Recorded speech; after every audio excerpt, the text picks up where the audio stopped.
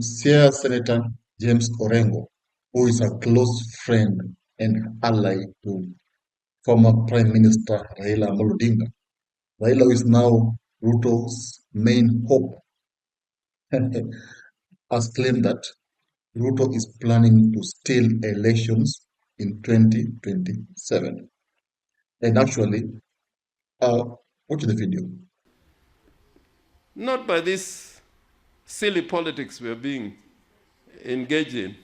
Now, even in the political field now, 60 years, Kenya is a republic. And the only strategy we can think about winning elections at the national level is to form ethnic coalitions, tribal coalitions. Tribal coalitions. That is not going to help. Right now in Kenya, the last free and fair election that we had was in 2002. 2002. If we are not careful, even this election that is coming is not going to be free and fair. I am looking at it critically. Even with this IBC, I can see the membership that is going to come out of this process. I am sure that unless they are constitutionally anchored and allowed the space, Kenya is not going to have free and fair elections. From the video, you realize that Orengo is bold in his statement, and he's saying that Ruto anapanga kuiba kura. Hiyo ni ukweli, Ruto anapanga kuiba kura. And why do you think Ruto is planning to rig the elections? Of course, Orengo as the senator, Orengo as someone who has been in politics for over almost 40 years, as insiders, as clues that Ruto is planning to steal the elections. And, historically, when you go to last general election, the year 2022, it is clear that it was not free and fair. And why am I saying so? Because Ruto refused to open the servers for Raila Odinga. And so many supporters believe that Raila won the elections, but Chebukati did his thing. And Chebukati favored Ruto.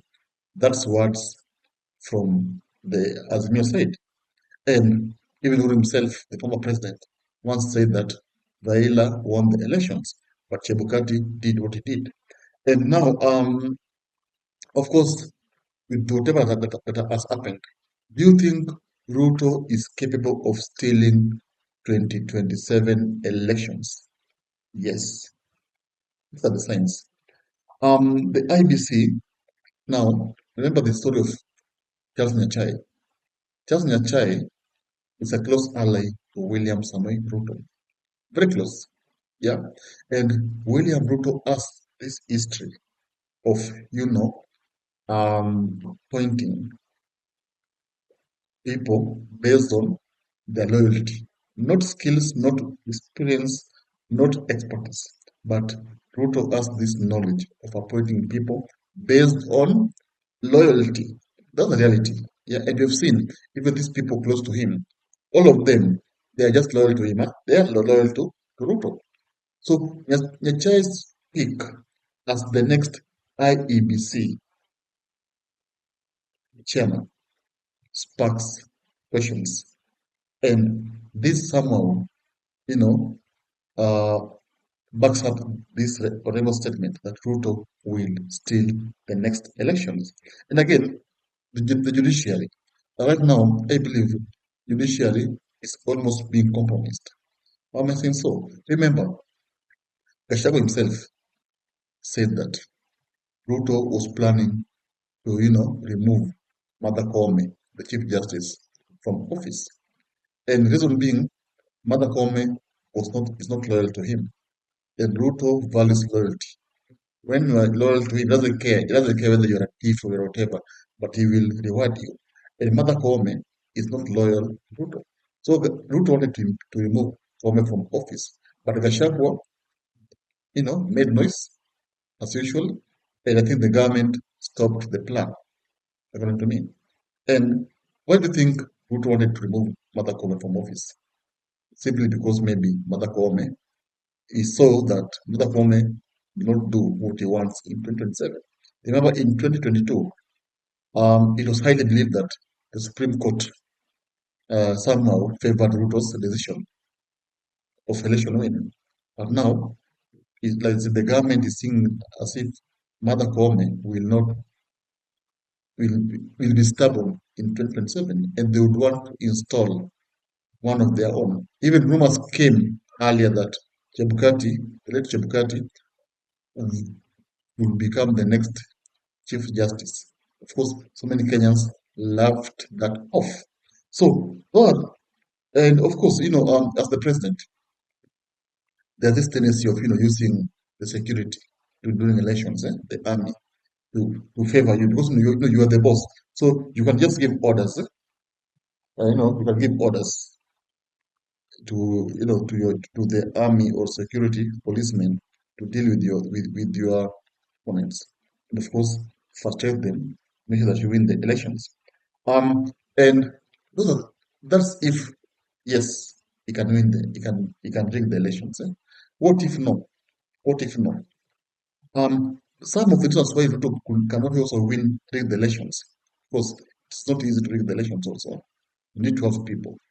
Some of the signs that Ruto might not rig these elections are the Gen Z watchdogs. Gen Z are proven to be tough, and you've seen that last year. How they invaded the parliament, how everything, the whole country came to a crash.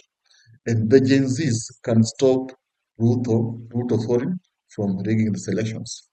The Gen Zs use are digitally monitoring elections in real time.